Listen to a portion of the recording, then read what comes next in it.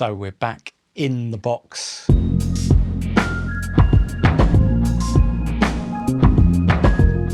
And I wanted to cover some ground I've kind of covered before.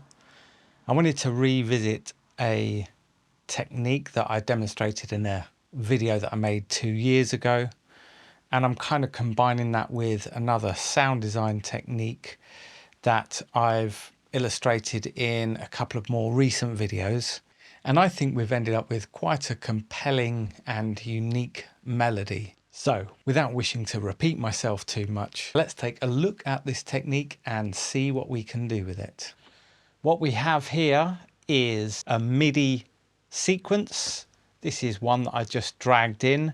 It doesn't really matter too much what we have going on with the MIDI. Just find a pattern that you like, or just choose something at random. That's what I did. I just chose something randomly. The notes don't matter because what we're going to do, hello camera, focus on me, please. Hello. Okay. I guess we'll just do this out of focus. I'm going to have to stay out of focus. I don't know what's going on. All right. Yeah, so we've got a MIDI pattern. And let me just play this to you. Okay. All right, that's the pattern, that's the melody. We're not going to use that. I'm going to put on a MIDI effects plugin. Hang on, let me sort out this blurry camera. 1 second.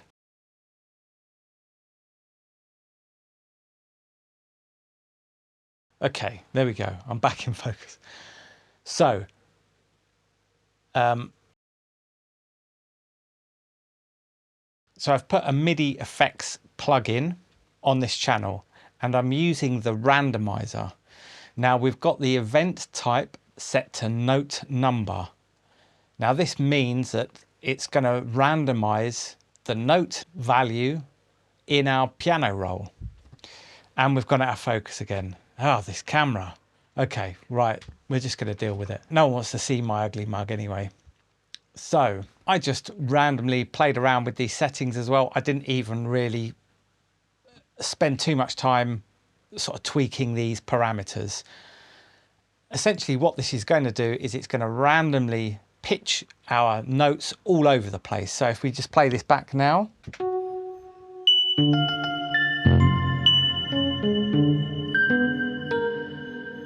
Okay.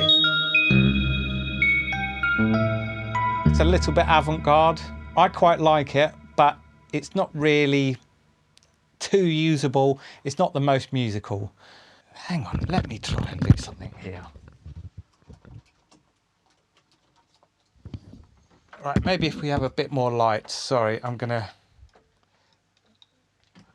Okay, all right, the light's better, but now it's like some spooky... Ah, this is not going well. Okay, there we go. Right, we're gonna have to roll with things like this. So where was I? Yes. So we've got a randomized MIDI sequence now that's not particularly usable. However, if we also use another MIDI effects plugin, this time it's the transposer, we can choose a scale. I've gone for F minor pentatonic. So now it sounds like this.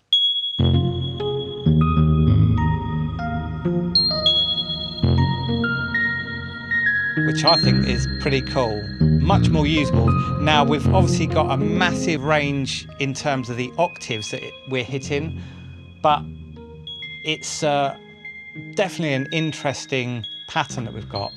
So with a little bit of further processing, some EQ, get rid of some of those really ear-piercing highs and some of the real lows.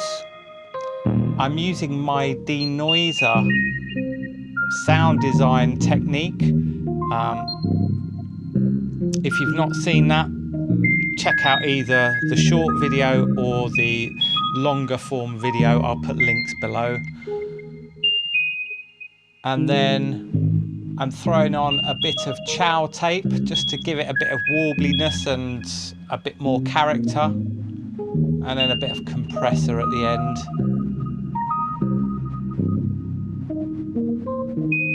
That's really interesting, I think. So if we just take a quick listen to this bounce of the melody part, which sounds like this.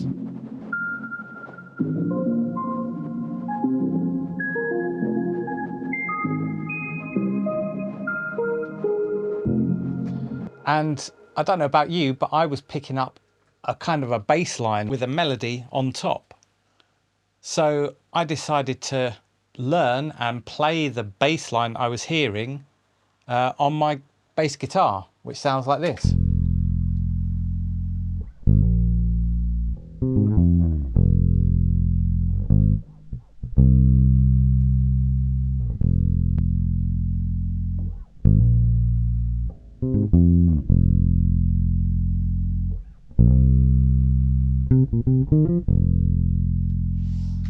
And together with our melody, it sounds something like this.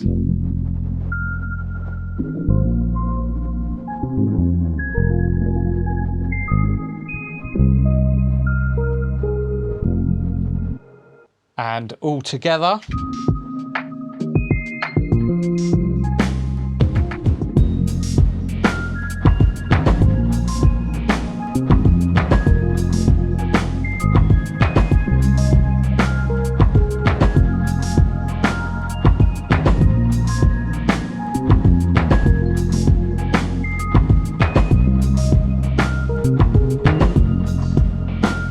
Quite a useful technique, I hope you'll agree. Have fun with that one, guys. Keep being creative, and I'll see you again soon. I wish I knew how to work this thing. What is that there?